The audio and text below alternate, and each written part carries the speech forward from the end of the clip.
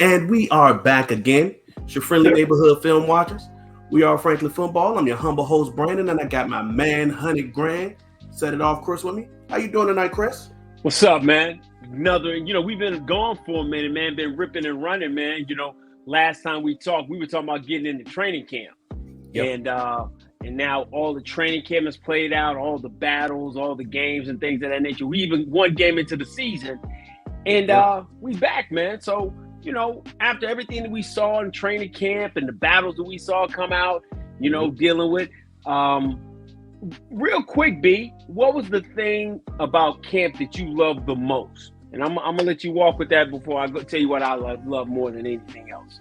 Okay, cool. I like the fact that our two offensive linemen that we drafted hit the ground running. Okay. We're really happy that Cooper Beebe was able to get his snapping under control and look like a NFL caliber center. After moving inward from guard. Right. Tyler Guyton is continuing to use his size to his advantage and his transition from right to left tackle. So that's the thing that makes me most comfortable. Okay. So yeah. That was it? Yeah, I mean that's the big thing. That was the big thing for you. Okay. Yeah. Okay. All right. Well, I mean, the thing that I love, I can kind of piggyback on that. But what I love seeing was the implementation of Mike Zimmer coming here and making this defense something that we can lean on. The one big thing that I always really hated, and we don't want to talk about this guy because he's so long removed, but I always hated when Romo was the best thing we did. Yeah. And we had transitioned to making that, 4, because in 4 I trust is the best thing we do. And, every great quarterback needs to have a defense that can be able to get stops, give them an opportunity to hold the fort until the offense catch up, so makes its adjustments. So I love how the guys came and did with Mike Zimmer. We put pieces in place. We don't believe in dealing in free agency from the front side, but they did make player acquisition a 24/7, 365 type deal by bringing in Limbo Joseph and bringing in the Dalvin Cooks, bringing in the guy we got from that was at Buffalo, bringing those guys in to help bolster the line and different things like that. So I love that they did that. That's what I did love about camp. But more importantly, we didn't come out with we came out of camp somewhat healthy outside the injury of Deron Bland out for 6 to 8 weeks. And I can definitely deal with that. Absolutely, man. Absolutely. So Chris, we got a game in a couple of days, brother. The Cowboys will play the Cleveland Browns. I believe it's in Cleveland if I'm not mistaken. It is. We will open up on the road. Yeah, we open up on the road this year. And you get to kind of see all of the things that you talked about come to fruition. The new defensive scheme and linebackers and, a cornerback opposite Diggs that's not Deron Bland and things of that nature. So what I want to do, this is going to be a two-parter. I want to talk about the Cowboys offense versus Cleveland's defense because Cleveland got some dudes over there. They got some dudes, a defensive player of the year and Myles Garrett, other guys in the backfield. They got a lot of names, especially if you paid attention to our draft content in years back. They got a lot of guys that I used to like as college prospects. Oh, they got a formidable defense. But what I always understand is that when you're walking into a game like this, you want to see guys who are game records. Yeah. And then you want to be able to find areas where you can pick away at them. So you already said the number one game record, and that's Myles Garrett, defensive end, defensive player of the year. Number 95 has been nothing but sensational since he's come into the league.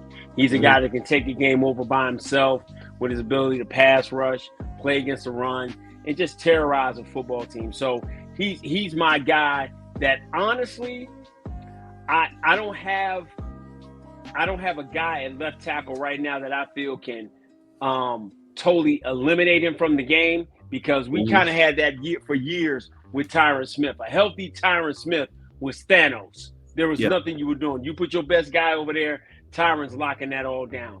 We don't have that. And for us to go from Tyron Smith to go to Tyler Guyton, what we did is get a young, athletic guy, but he's still inexperienced. So, most of the time you say, hey, let's throw him to the wolves. Well, that's what we're about to do. We're about to throw him to the biggest wolf in the forest and go ahead. So our goal, man, is not to shut Myles Garrett out, okay?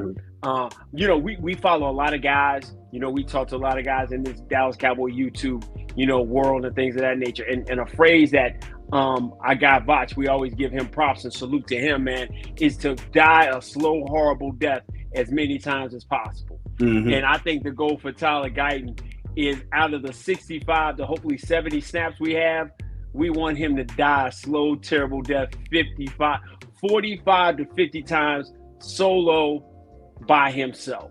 Does that make sense? So let me ask you this, Chris. Go ahead. Because a game that I think that offenses and defenses like to play is find the scrub. Oh, right? Yeah, most definitely. Find the scrub. Hey, man, even if you was on the playground, you want to find the scrub. In Cleveland's effort to lay pain on Dak Prescott as many times as possible, do you think that they will line Myles Garrett up over Terrence Steele or Tyler Guyton? If I had the opportunity to work in a certain kind of way, I would try to do it over Guyton because... Is that because he's a rookie? No, because Rain knows how to step around and he's grown accustomed to getting away from Terrence Steele's lack of pass blocking. So he knows how to spin out right, or he knows how to go to get away from it.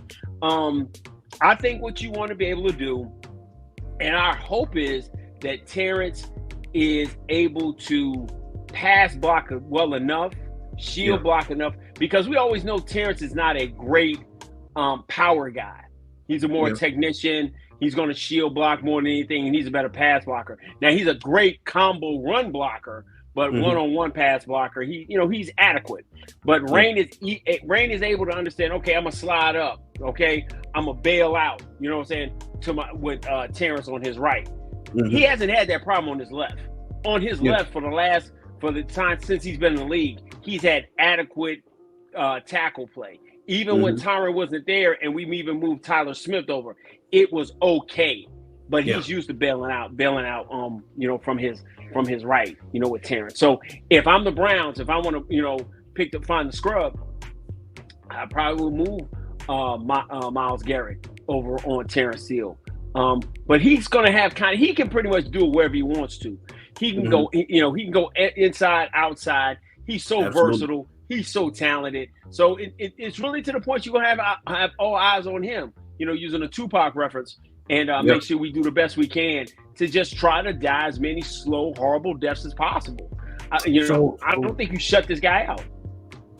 Here's another thing, what was it? Last season, Cleveland, brought in Zadarius Smith, who was spending time in Green Bay. He's a name. He's nowhere near a slouch. Of course. When he was lined up with Preston Smith, they balled out. So I mean, the opposite tackle. Do you see Zadarius Smith giving them a problem at all? I think Zadarius Smith is still an adequate player, but he's not the guy that wreaked havoc 3-4 years ago when him and Preston Smith came to Dallas and really gave us a run for our money with Green Bay in the playoffs and things of that nature. So I don't think he's still that guy, but he's still adequate. As we like to say, he kind of living on old dead bodies. And I think whoever's lined up on him, I think they'll be able to handle him. Even Terrence will be able to do his thing with him. But he's not going to be somebody we just, that's just going to be to the point, he's a nobody. But I think Terrence can handle him. And be able to do his thing. I just think Myles is, that special and that, that a character that he is. So, like I said, I don't think, that's one of the phases that we're going to have to, as an offense, be able to try to control and contain him as much as possible to get things off. Okay. They also got Dalvin Tomlinson as one of their interior guys. I think that he could, be a guy that they try to once again play find the scrub, and have him attack Cooper Beebe, because as you know, when we first started camp, Cooper Beebe struggled with his snaps. He's since gotten that under control, but I think that they're going to try to get him out of his square so that way he can be prone to make mistakes, and they may try to have Dalvin Tomlinson, attack him constantly. I mean, you would want to do that because you want to see what the young rookie has. But the one thing we know and we've seen about Cooper Beebe as we watch his tape at Kansas State and as he's progressed, the one thing Cooper doesn't have a problem with is power. He can sit down on you. He can sit down and anchor down on you. So that's not our issue with him. I think he's going to be adequate. He's going to be more than adequate. And if we all know, if you can give 4 a clean pocket, he is amazing with a clean pocket. We understand we can run the tackles, run the defenses, pass him. But if you keep his pocket clean and give him a clear pitch where he can step up, he can slice and dice you up, man. I'm not even having an issue with that. Okay. I think if it turns out in a positive way, we'll definitely be able to benefit. Now let's look at this, because we do have to worry about the second level of their defense, because I think that they got some guys back there. They got JOK, who I was a huge fan of in college, like 3 years ago. Jeremiah Owusu-Koramoah, huge fan. 757 product, man.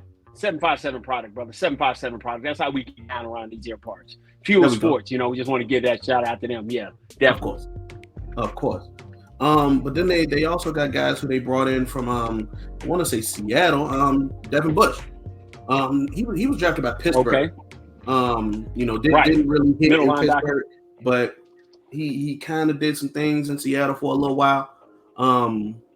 But you could definitely do worse at a linebacker position. He's probably not gonna live up to that first round talent that he was drafted as. But I think that Devin Bush does work. He did for Seattle for the last 2 seasons. Okay. But those are the guys that you're gonna have to worry about. Being like your I guess tight end coverers. Because I think that Cleveland will generally play a bit more like base, and use their corners on your slot guy. So I think that if you're going to see anybody covering your tight end, it's probably going to be one of those linebackers. How do you feel about the second level of their defense? Listen, I'm a huge, like I just said, I'm a huge fan of JOK. I've loved him for quite some time. And Bush is going to be, like I said, like you just said, he may not live up to the pedigree of his first round pick, but he's working with a defense where he might not have to do as much. So you're going to have to kind of pick and choose your different spots. But I think Jake Ferguson is more than adequate to be effective. And I'm not saying exploit, but effective against them. Playing against JOK is going to be good. I think your receiver is going to have, have an opportunity to do some different things. CD Lamb in the slot is going to be a nightmare in itself. So he's going to get more coverage rolled to him. So that'll give the opportunity for him to do what he does. We're going to have to be able to get a pop out of the running game to when Rain does go play action, that it gives us a step. And then, that's when we're going to hope that that Rico Dowdle and Deuce and, the other dude, he give us something around the goal line or something. Okay. I don't want Zeke Mama to, stop following me on Twitter. I like her. I like her a lot. Here's the thing, though, Chris. I think that in order to set up the run game, the Cowboys have to go into this game passing, because we know that the Cowboys running back room isn't necessarily the strongest. I don't even think Dalvin Cook is active for this game. He might still be on practice squad, kind of getting himself ready. So and that's fine with me. I believe that in order to keep the defense honest and be able to make room for the running game, the Cowboys may have to go into the game, go into that first quarter passing. in order to open up play action and then to open up the legitimate run game. Because I don't think that the offense would work in the traditional manner where you run to open up the pass. I don't think that we would be able to succeed doing that. What do you think? Well, we haven't been a run first offense for quite some time. So that's what makes us who we are. Before, when Zeke's first iteration here with the Cowboys, we were a run first then pass type offense. Now with maturation of 4 and his ability to be able to cut defenses up, I think we are a pass first team, which sets up the ability to run. But I think we've got enough with the new offensive line to be able to give us some running lanes. What we didn't have last year, man, because we couldn't get power up front with Tyler Biadasz, is the ability to be able to get to the second level for the center and then force some running lanes. And I think we'll have guys who can have enough juice to help us be able to do it. I think Rico Dotto is going to be a nice addition to this run game. The only problem that we have with Rico above all else is, man, he's hurt guy. If he can keep from being beat up hurt guy, then I think we got a shot here. Okay, yeah, I definitely think it's possible. I think that when healthy, Rico Dowdle is very serviceable. But we're trained almost to expect him to get. I mean, he has had a durability issue. I mean, we're not hitting around that. But that's when a game like this, where your fourth back, Hunter Lipke, can come through and do some things. Hopefully, you get some work out of Deuce this week. Maybe our X factor of all X factors, it's Kevontae Turpin. Can we get him with a couple? I'll be real happy, Chris. Hey, I know you would. Get some touches with Kevontae Turpin, and use that. But I think those guys touching the ball in the backfield between Rico, Turpin, Lipke, and in other short yardage situations, 15. Let him touch the ball some. I think that'll be enough. I think for us to win this game, we're going to have to be around like 100 to 120 yards. But I think that's definitely a move that we're going to have to be in to make that thing go. Rushing, yep. Yeah, absolutely. Absolutely. I think that if you get anywhere from 120 to 150 yards on the ground, as a room, I think that you'll kind of be okay. Absolutely. Because and bringing this to the Cowboys offense, you got weapons to pass the ball to, man. CeeDee Lamb has been nothing but amazing at his position. Yes, and even though he's our tight end one, Jake Ferguson is really your second target. I think with Dak Prescott. So, I think. Go ahead. I'm gonna let you finish. So when you look at Cleveland's defensive backs, Denzel Ward, Grant Delpit, Greg Newsome. There we go. I forget who their safeties are. Yeah, right. Juan Thornhill.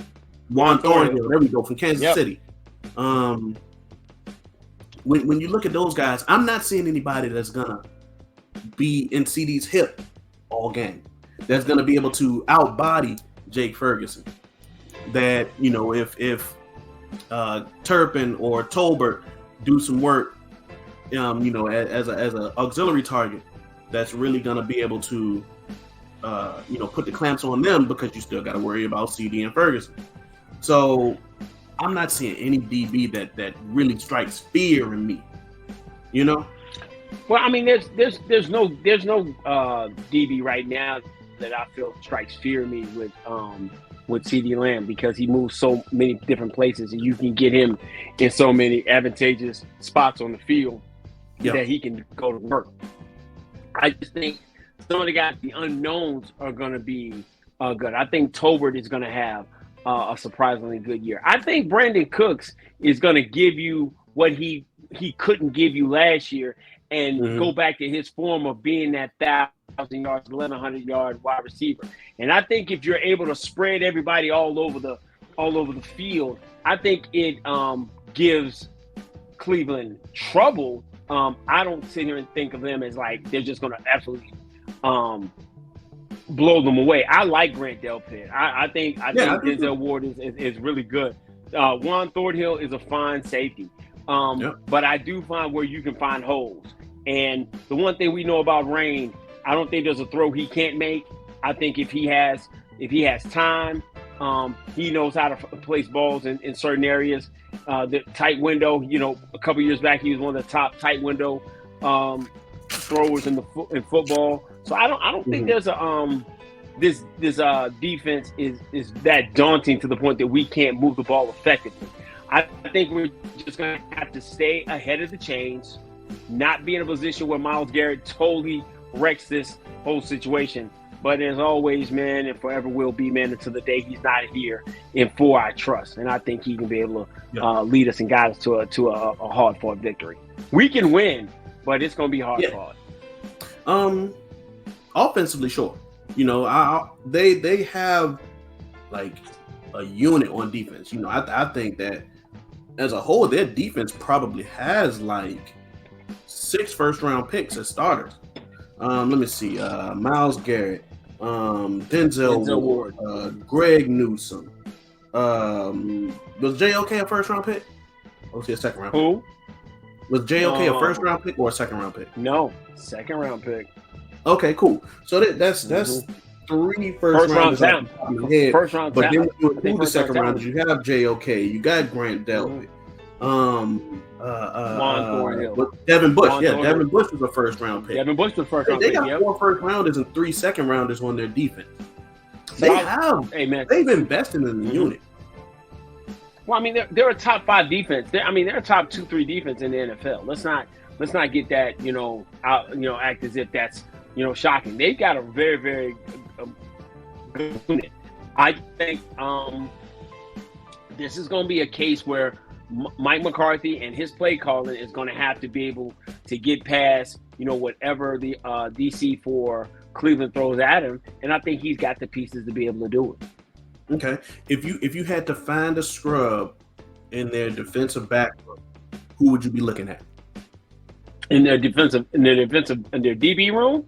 Yeah, because I mean, you got to get the ball to CD. You got to get the ball to Ferguson. You want to be able to get the ball to one of your other receiving targets, whether it's Brandon Cooks, Jalen Tolbert, Devontae Turbin, any of those guys. So if you had to find a scrub in their defensive back room, who are you trying to target? I think anybody against CD Lamb is the scrub, so it doesn't really matter. CD is the X factor to the point of it'll find the scrub. I think whoever is trying to guard CD is at a disadvantage. So I don't care if it's Denzel Ward or if it's Emerson. Emerson. I don't care who it is. Whoever you line up on CD Lamb is kind of at a disadvantage. Does that make sense? Yeah, absolutely. Right. You feel like CD Lamb is leaps and bounds better than any of their corners and or safeties that absolutely comfortable just feeding the ball to him. Oh yeah, if I've got to feed it, if I'm going to feed anybody, I'm feeding the 88. But okay. I think if you try to double 88, I don't think it limits us for what we can do, because I know Jake can go to work.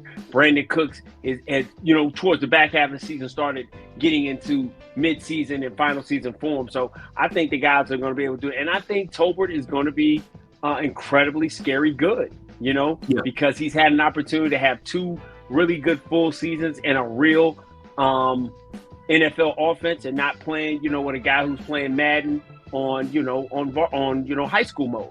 And he's going to be okay. So I think Tolbert's going to be the shocker for a lot of people. People are going to be like, oh my God, I forgot we even drafted him and how good he really is. Oh no. Yeah. I've been waiting for him to take that next step. Since last season. Last season. Yeah. Mm-hmm. So Chris, we closing up on 25 minutes on this video. Any last thoughts that you have on the Cowboys offense versus the Browns defense? And listen, I think the biggest thing is you have to die as many slow, miserable deaths against Myles Garrett as possible. Terrence Steele is going to have to pop back to, the Terrence Steele of 2 years ago, which I truly believe he can, being that he is now fully a year, almost 15, 16 months away from that injury, which to me, certain areas, that's a huge time frame. And I think he'll be back. I think he'll be better. And yeah, man, I think if we're able to pass the ball effectively and use some of our running weapons, I think we have an opportunity to pull off a victory here in Cleveland. Right, man, and I think that's a good way to end this one. Like I said, this is going to be like a two-parter. In our next video, which by the time this is uploaded, you can go and just click over to the next one. It'll probably be like here. We're going to be talking about the Browns offense versus Cowboys defense. So, man, if you stuck around for this 25 minutes and 49 seconds, be sure to give us a like. Give us a like. I feel like we deserve that much. And also, it's free currency. It doesn't. Yeah, it's free currency. It doesn't cost you anything, man. Not at all. Absolutely. Just a little bit of index finger dexterity, man. And also, if you haven't already, go ahead, drop a comment down there. Once again, another form of digital currency that keeps us within the algorithm.